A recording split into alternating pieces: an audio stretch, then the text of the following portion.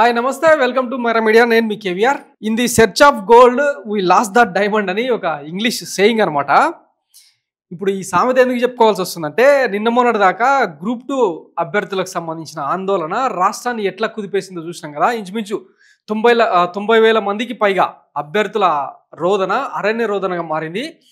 వాస్తవానికి అంటే group 1 group 2 పరీక్షల కోసం కొన్ని నెలల పాటు వెయిట్ చేస్తూ గతంలో వైఎస్ జగన్మోహన్ రెడ్డి సర్కారు పోస్టులు ఇవ్వలేదు అని చెప్పి కూటమి పెద్దలు పెద్ద ఎత్తున దుష్ప్రచారం చేసిరు. బాగానే ఉంది. రోస్టర్ పాయింట్ల వ్యవహారంలో కొంత వెనక ముందు అయిందని చెప్పి అప్పటి ఏపీపీఎస్సీ చైర్మన్ గౌతమ్ సవాంగ్ మీద తీవ్రమైన ఆరోపణలు చేస్తూ కూటమి పెద్దలు చేసిన ప్రయోగం సక్సెస్ అయింది. వీళ్ళు అధికారంలోకి వచ్చారు. ఇంచుమించు 9 నెలలు గడిచిపోయింది. గ్రూప్ 2 పరీక్షల కోసం నిన్న ఎగ్జామినేషన్ కండక్ట్ చేసే క్రమంలో ఆ రోస్టర్ పాయింట్ల వ్యవహారం తేల్చకుండా ఎట్లా ఎగ్జామ్ నిర్వహిస్తారని చెప్పి పెద్ద ఎత్తున విద్యార్థులందరూ రాష్ట్ర వ్యాప్తంగా కథం తొక్కిన సంగతి తెలిసిందే కదా. ఈ నేపథ్యంలో అంటే వైసీపీ కానీ జగన్మోహన్ రెడ్డి కానీ ఎక్కడ కూడా తెర మీద లేకుండా మొత్తం కూటమి మీద విద్యార్థి లోకం అంతా కూడా దుమ్మెత్తిపోయడం నిన్న హైలైట్ టాపిక్ అనమాట. వాస్తవానికి ఈ రాష్ట్ర చరిత్రలో ఏం జరిగినా సరే వైఎస్ జగన్మోహన్ రెడ్డి కారణం అని చెప్పి కూటమి పెద్దలు ఎట్లా చెప్పుకొస్తున్నారో చూసినాం కదా. కానీ ఈ ఒక్క విషయంలో మాత్రం వైసీపీని బ్లేమ్ చేయలేక తమ మీదనే అబాండాలు వేసుకునే పరిస్థితికి వచ్చిందనమాట. ఒకసారి ఆ స్టోరీ మొత్తం డీటెయిల్గా చదివే ప్రయత్నం చేద్దాం. మా జీవితాలతో చెలగాటం, వాయిదాపై వంచన, బాబు సర్కార్ నిర్లక్ష్యం క్షోభను మిగిల్చింది. గ్రూప్ 2 అభ్యర్థుల భావోద్వేగం, తీవ్ర గందరగోళం మధ్య గ్రూప్ 2 మెయిన్స్ పరీక్ష. ఈ ప్రభుత్వాన్ని నమ్మి మోసపోయామని అభ్యర్థుల ఆగ్రహం. సీఎం చంద్రబాబు, మంత్రి లోకేష్లే గందరగోళం సృష్టించారు. పరీక్ష వాయిదా పడుతుందంటూ 3 రోజులుగా డ్రామా. ఎమ్మెల్సీ ఎన్నికల కోసం నాటకం ఆడారు. మా భావోద్వేగాలతో ఆడుకున్నారు. ఇంత టెన్షన్ ఎప్పుడు పడలేదు. బాగా ప్రిపేర్ అయినా పరీక్ష సరిగ్గా రాయలేకపోయాం. పరీక్ష వాయిదా వేస్తే ప్రభుత్వానికి నష్టం. ఇంత మానసిక క్షోభకు గురి చేసిన ఈ సర్కార్ను వదిలిపెట్టాం. బాబు సర్కార్ తీరుపై గ్రూప్ 2 అభ్యర్థుల ఆగ్రహం. లక్షలాది మంది గ్రాడ్యుయేట్లలోనూ తీవ్ర అసహనం. గ్రాడ్యుయేట్ ఎమ్మెల్సీల ఎన్నికల్లో సత్తా చూపిస్తామని స్పష్టీకరణ. దీని మీద వైఎస్ జగన్మోహన్ రెడ్డి కూడా ట్వీట్ వేశాడనమాట. బాబు మోసాలకు గ్రూప్స్ పరీక్షలే రుజువు. చంద్రబాబుపై నిప్పులు చెరిగిన వైఎస్ జగన్ విద్యార్థులను లాడ్లతో కొట్టించడం అమానుషం. గందరగోళం అస్పష్టత మధ్య పరీక్ష నిర్వహించడం దారుణం. 3 వారాలుగా న్యాయం చేస్తామంటూ నట్టేయడం ఉంచారు. అధికారం చేపట్టిన నాటి నుంచి ఉద్యోగులను నిరుద్యోగులను అన్ని వర్గాలను మోసం చేస్తూనే ఉన్నారని చెప్పి ఆయన కొంచెం ఘాటుగానే ట్వీట్ వేసిండు. బాగానే ఉంది.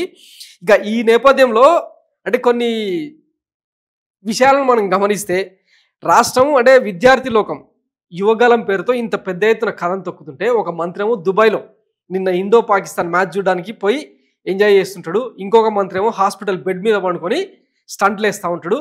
ఇక ముఖ్యమంత్రి ఏమో ఈ గ్రూప్స్ 2 పరీక్షను వాయిదా వేయమని చెప్పి ఏపీపీఎస్సీకి ఒక నోటు ఆదేశం ఇస్తే ఆమె ససేమిరా అని చెప్పి ఆమె చెప్తుంది.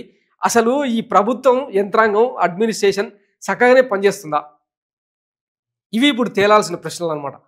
వాస్తవానికి విద్యార్థులతో రోడ్డు ఎక్కిన తర్వాత ఇక కూటమి పెద్దల మీద, కూటమి నాయకుల మీద, కూటమి పార్టీల మీద కానీ ఈ ప్రభుత్వం మీద కానీ ఏమాత్రం ఇక ఇంట్రెస్ట్ కానీ వాళ్ళ మీద ఏమాత్రం హోప్ కానీ లేదన్న కోణంలో విద్యార్థులు మాట్లాడుతున్నాడు. ఇప్పుడు హైలైట్ అనమాట. ఆఖరికి అప్పట్లో ఎన్నికల ప్రచారంలో భాగంగా జనసేన తరఫున ఒక వీర మహిళ అమ్మాయి తను కూడా గ్రూప్ 2 ఆస్పిరెంట్ అంట. గతంలో మా కాలంలో పుట్టిన భగత్ సింగ్ సార్ మీరు, మా కాలం నాటి సుభాష్ చంద్రబోస్ సార్ మీరు, మా ముందు నడయాడుతున్న చెగువేరా సార్ మీరు అని చెప్పి బాగా బిస్కెట్లు వేసింది కదా. ఇప్పుడు ఆ అమ్మాయి కూడా పవన్ కళ్యాణ్ గారిని పొట్టు తిరుగుతా ఉంది. ఒక్కసారి ఆ వీడియో చూపిస్తాం మీకు, చూడండి.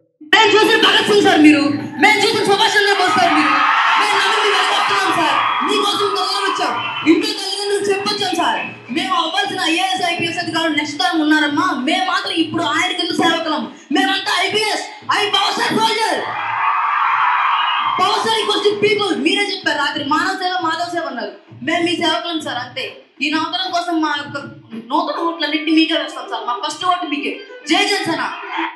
అందరికీ నమస్కారం. నా పేరు కొట్టే కావ్యం. గత ప్రభుత్వంలో జరిగిన న్యాయం మన కూటమి ప్రభుత్వంలో జరుగుతుందని ఆశించి గత 8 నెలలుగా నేను ప్రభుత్వాధికారులు, పాలకులు, నాయకులు అందరి చుట్టూ తిరుగుతూ న్యాయం కోసం పోరాడుతూనే ఉన్నాను. మనకు ప్రభుత్వంలోనే ఇటువంటి ఒక రోజు నాటి ఒక దిగువ మధ్యతరగతి కుటుంబానికి సంబంధించిన ఒక ఆడపిల్లకి, చదువుకుంటూ జీవితంతో పోరాడుతున్నటువంటి ఒక మహిళకి ఇటువంటి ఒక రోజు వస్తుందని నేను ఇప్పటివరకు ఎక్స్పెక్ట్ చేయలేదు. నాకు వచ్చినటువంటి ఈ సమస్యకు నేను పోరాడుతున్న నా సమస్యకు పరిష్కారం కోసం నేను న్యాయ పోరాటం చేస్తూనే ఉంటానని ప్రతి ఒక్కరికి తెలియజేస్తూ థ్యాంక్ యూ. విన్నారు కదా, ఆ అమ్మే ఈ అమ్మ గతంలో కూటమి సర్కారు అధికారంలోకి వస్తే ఇక మన బతుకులు మారుతాయని చెప్పి పెద్ద ఎత్తున ప్రచారం చేశారు కదా. ఇంతకుముందు అందుకే చెప్పింది అనమాట, in the search of gold we last the diamond అని. గతంలో ఈ రోస్టర్ పాయింట్ల గోల లేకుండా వైఎస్ జగన్మోహన్ రెడ్డి సర్కారు ఎగ్జామ్ కండక్ట్ చేసే ప్రయత్నం చేస్తే దాన్ని తీవ్రంగా వ్యతిరేకించింది విద్యార్థులకు. ఇప్పుడేమో ఏకంగా విద్యాశాఖ మంత్రిగా బాధ్యత వహించాల్సిన నారా లోకేష్ గారు దుబాయ్లో నిన్న ఇండోపాక్ మ్యాచ్ని చూస్తూ ఎంజాయ్ చేస్తూ ఉన్నాడు అనమాట. జైషాతో దిగిన ఫోటో ఏమని పెడతాడినా, Nara Lokesh had the pleasure of meeting at Jay Shah G during the Indo versus Pak match at the ICC champions trophy. Hour conversation focused on upgrading cricket infrastructure in Andhra Pradesh, A topic dear to both of us. దుబాయ్లో కూడా అంటే match చూడడం పక్కన పెట్టి ఆంధ్రప్రదేశ్లో క్రికెట్ను ఎట్లా ముందుకు తీసుకెళ్ళాలి, అమరావతిలో ప్రపంచంలోనే అతిపెద్ద క్రికెట్ స్టేడియం నిర్వహించడానికి డిస్కషన్ జరిగిందన్న కోణంలో మన నారా లోకేష్ గారు పెట్టిన పోస్ట్ అనమాట. రాష్ట్రంలో ఇంత తీవ్రమైన సమస్య విద్యార్థి లోకాన్ని ప్రభుత్వాన్ని వెంటాడుతూ ఉంటే దీన్ని వదిలేసి ఇక్కడ దుబాయ్లో చర్చలు జరుపుతా ఉన్నారంట ఇంకొక నాయకుడు. ఇక మన పవన్ కళ్యాణ్ గారు అసలు ఈ ఫోటో చూస్తే మీరు స్కానింగ్ అంటే ఈఎంఆర్ఐ స్కానింగ్ లోపలికి వెళ్ళి ఎవరైనా ఫోన్ మాట్లాడతారా? సాధారణ ప్రజలకు సాధారణ పేషెంట్లకు ఇట్లాంటి వెసులుబాటు ఏమైనా ఉంటుందా? అసలు ఈఎంఆర్ఐ స్కాన్లో ఫోటో తీసే వెసులుబాటు ఉంటుందా? అసలు ఈ స్టిల్స్ అని ఎందుకు వస్తున్నాయంటే ఆ ఇష్యూ మీద ఇప్పుడు విద్యార్థి లోకం ఎవరైతే మండిపడతా ఉన్నారో ఆ ఇష్యూ మీద మాట్లాడడానికి ఏమీ లేదు. ఏం మాట్లాడినా సెల్ఫ్ గోల్ అవుతుంది, లేదంటే మనకే తిరగమోతేస్తుంది అని చెప్పి భయంతో ఇట్లాంటి స్టంట్స్ వేసారు అనమాట. ఇంకా దీనికి అసెంబ్లీలో ఇప్పుడు ఇవాళ అసెంబ్లీలో జరిగింది కదా, ఆ మూల ప్రతిపక్ష నేత కూర్చుంటే భయపడాల్సి వస్తుందని చెప్పి అసెంబ్లీకే వస్తలేడని మాట్లాడతారనమాట. ఇప్పుడు ఎవరిది భయం ఎవరిది నాటకం అన్నది ఇప్పుడు ఈ ఫోటోలతో తెలిసి వచ్చిందిగా. ఇదో ఇట్లా కాలు నొప్పి కన్ను నొప్పి అని చెప్పి వరుసగా భయంకరంగా తిడుతూ ఉన్నారు పిల్లలు. మా ప్రభుత్వం మాకు మంచి నమ్మి ఓటేసినందుకు మాకు మంచి మంచి మంచి మంచి ముందు చెప్పారు. మీ ప్రభుత్వం కలిసి 4 చెప్పించుకోగలము. విద్యార్థులందరూ ఇక్కడ అభ్యర్థులు విద్యార్థులు నిలబడ్డారు. వీరన్నీ సంబంధించి ఇవన్నీ మాకు సెకండరీ అంటే మేము ఓటేసి గెలిపించిన ప్రభుత్వం ఇది. అందుకు మా 2 చెప్పుల చేతులతో మేము కొట్టుకుంటున్నాం ఈ గవర్నమెంట్ గెలిపించినందుకు. కాబట్టి నెక్స్ట్ మేమందరం 20 సంవత్సరాలు ఈ గవర్నమెంట్ రూలింగ్ లోకి రాకుండా బాధ్యత తీసుకుంటాం. మొత్తానికి విద్యార్థులు విన్నారు కదా, ఇది రియలైజేషన్ అనమాట. రాబోయే 20 ఏళ్లలో ఈ కూటమిలో ఏ పార్టీకి కూడా ఓటేయకుండా బాధ్యత తీసుకుంటాం అనే దాకా వచ్చిందనమాట. మళ్ళీ అదే చెప్పేది, in the searching of gold we last the diamond అని.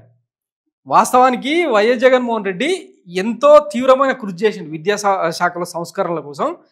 ఇక ఆయన చేపట్టిన కార్యక్రమాల గురించి పదే చెప్పుకోవడం అన్నది ఇక కరెక్ట్ కూడా కాదు. కానీ ఇంచుమించు 2.5 లక్షల మంది వాలంటీర్ల ఉద్యోగాలు, సెక్రటేరియట్ గ్రామ సచివాలయ ఉద్యోగుల వ్యవస్థ గవర్నమెంట్కి అనుసంధానమైనదిగా, దాన్ని గవర్నమెంట్ ఉద్యోగాలుగానే గుర్తించారుగా. 1,30,000 ఉద్యోగాలను ఈ ప్రభుత్వం క్రియేట్ చేసింది నిజం కాదా? వాటన్నిటినీ ఒక్క సింగిల్ సైన్తో రద్దు చేసి పారదొబ్బి ఇంచుమించు 2.5-3 లక్షల ఉద్యోగాలను స్వస్తి పలికి ఈ కూటమి సర్కారు చేస్తున్న డ్రామాలు ఇప్పుడిప్పుడే అర్థమవుతా ఉన్నాయన్నమాట. వ్యాపారాలు లేవు చేసుకోవడానికి, పంటలు లేవు, కరువు, తీవ్రమైన కరువు, షాపులు క్లోజ్ అవుతూ ఉన్నాయి, పనులు లేక ఒకరినొకరు తన్నుకుంటున్న పరిస్థితులు. ఇంత దీనావస్థలో కూటమి సర్కారు రాజ్యం వెళ్తూ ఉంటే వీళ్ళేమో దుబాయ్లో క్రికెట్ చూడడానికి ఒక ఆయన పోతాడు, హాస్పిటల్లో పండుకోవడానికి ఇంకొక ఆయన పోతాడా? అసలు ఏం జరుగుతుంది? ఇట్లనైనా బాధ్యత గల వ్యక్తులు వ్యవహరించాల్సిన విధానం ఇదేనా? ఒకసారి గతంలో తెలంగాణ ప్రభుత్వం లో జరిగిన ఈ గ్రూప్స్ పరీక్షలకు సంబంధించిన వ్యవహారాన్ని ఒకసారి గుర్తు చేసుకుంటే, గతంలో కేసీఆర్ ప్రభుత్వానికి వాతలు తేలేలా కొట్టింది విద్యార్థి లోకం.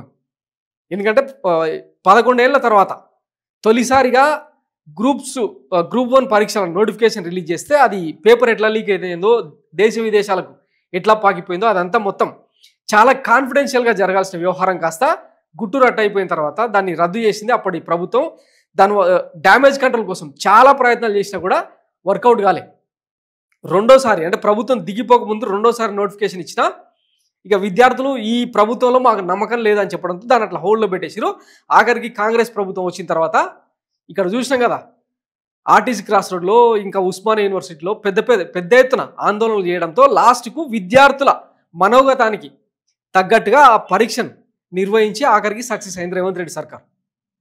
విద్యార్థులతో పెట్టుకుంటే అట్టుంటుంది అనమాట. సో తెలంగాణ విద్యార్థుల స్ఫూర్తిని చాలామంది విద్యార్థులు అందిపుచ్చుకున్నారన్న చర్చ పెద్ద ఎత్తున జరుగుతూ ఉంది. ఇంత జరుగుతున్నా కూడా ఈ కూటమి పెద్దలకు సిగ్గు రాకపోవడం అన్నది అత్యంత దుర్మార్గం, పాశవికం. ప్రభుత్వాలే మారిపోతాయి. ఇక్కడ ఇంకొకటి, ప్రతి పార్టీ కూడా ఈ టీఎస్పీఎస్సీ ఏపీపీఎస్సీ వ్యవహారంలో రాజకీయమే చేసినాయని చెప్పాలి. ఎందుకంటే చంద్రబాబు గారు రేపు తెల్లారితే ఎగ్జామ్ అనగా ఇవాళ ఆదేశాలు జారీ చేస్తారా? ఎందుకంటే గతంలో అంతకు ముందు కొలికపూడి శ్రీనివాసరావు లాంటి వాళ్ళు వీడియో ముఖంగా, ప్రెస్ మీట్ కాదు కానీ వీడియో ముఖంగా ఒక రిలీజ్ చేసి రోస్టర్ పాయింట్ల వ్యవహారంతో విద్యార్థులు నష్టపోతున్నామని చెప్పి ఆందోళన చేస్తున్నారు సార్. దీని మీద పునఃసమీక్షించి విదేశాంగ మంత్రి నారా లోకేష్ గారు, ముఖ్యమంత్రి చంద్రబాబు గారు పునఃసమీక్షించి దాన్ని రద్దు చేయాలనో లేకపోతే ఎట్లా కన్విన్స్ చేయాలనో ఒకసారి ఆలోచించండి అని చెప్పి ఆయన వారం రోజుల కింద వీడియో రిలీజ్ చేస్తే దాని మీద పెద్దగా స్పందించలేదు. తెల్లవారితే ఎగ్జామ్ అనగా ముఖ్యమంత్రి చంద్రబాబు గారు ఆ ఏపీపీఎస్సీ చైర్మన్కు లేఖ రాస్తారు, పరీక్షను రద్దు చేయమని. అట్టేట కుదురుతుందని చెప్పి ఆమె ఏమంటారు, హెల్త్ ఇష్యూస్ పేరుతో పక్కకు తప్పుకున్నాను. తీరా ఎగ్జామ్ కండక్ట్ చేసిర్రు, అయిపోయింది. ఇప్పుడు రేపు ఎమ్మెల్సీ ఎలక్షన్స్లో మన విద్యార్థుల దెబ్బ ఎట్లుంటుందో రుచి చూడబోతుంది ఈ సర్కార్. వాస్తవానికి ఇంత పెద్ద ఎగ్జామ్ను కండక్ట్ చేయాలంటే అసలు ఏపీపీఎస్సీ చరిత్ర, టీఎస్పీఎస్సీ చరిత్ర ఒకసారి గమనిస్తే మొత్తం భారతదేశంలోనే ఈ పబ్లిక్ సర్వీసెస్ కమిషన్స్ అనేవి కేంద్ర ప్రభుత్వంలో ఆధీనంలో జరిగే వ్యవహారం. రాష్ట్రాలకు అంటే ఎంతో కొంత బాధ్యత ఉన్నా కూడా గవర్నర్ల సమక్షంలో మాత్రమే ఆ పరీక్షలను నిర్వహించడం జరుగుతూ ఉంటుంది. ఒక 3 నుంచి 6 నెలల వ్యవధిలో ఆ పేపర్లను, ఆ సెట్ ఆఫ్ ప్యాటర్న్ తయారు చేయడానికి టైం తీసుకుంటారు విద్యాశాఖ నిపుణులంతా. అట్లాంటి పరీక్షను రోజుల వ్యవధిలో, గంటల వ్యవధిలో రద్దు చేయడం అనేది కుదరని పని. దానికి గవర్నర్ అప్రూవల్ కావాలి. తర్వాత ఏపీపీఎస్సీ చైర్మన్ పూర్తి స్థాయి సన్నద్ధత వ్యక్తం చేయాలి. ఇవన్నీ చాలా వ్యవహారాలు ఉంటాయి. సో అవేవి తెలియకుండా విద్యార్థుల ఆందోళనను హైజాక్ చేసేలాగా ఏ పార్టీకి ఆ పార్టీ ఎవరికి వాళ్ళు భుజాలు తడుముకుంటూ మొత్తం ఇట్లా రోడ్డున పడేస్తారా? ఒక ఆయనేమో దుబాయ్లో క్రికెట్ ఎంజాయ్ చేస్తూ ఇంకొక ఆయనేమో హాస్పిటల్ బెడ్ మీద పండుకొని షోలు చేస్తారా? వ్యవస్థ మీద పట్టు లేకపోతే, అడ్మినిస్ట్రేషన్ మీద అవగాహన లేకపోతే ఇట్లాంటి పరిస్థితులు ఎదురవుతాయి. సో పని చేసేటోడెవడు, పనికి మాలినోడెవడు అనేది ఇప్పటికే విద్యార్థి లోకానికి, న్యూట్రల్ ఓటర్స్కు క్లారిటీగా అర్థమై ఉంటుంది. ఎందుకంటే గతంలో వైఎస్ జగన్మోహన్ రెడ్డి సర్కార్ దిగిపోవడానికి పెద్ద ఎత్తున కృషి చేసిందే ఈ న్యూట్రల్ ఓటు. సో ఇప్పుడు వాళ్ళే రియలైజ్ అయిన నేపథ్యంలో రేపటి కూటమి పాలన, రేపటి కూటమి ప్రభుత్వానికి ఆంధ్ర ప్రజలు ఇచ్చే తీర్పు ఎట్లా ఉంటుంది అన్నది వేచి చూద్దాం. Thanks for watching Mara media. నేను మీ కేవీఆర్. Thank you.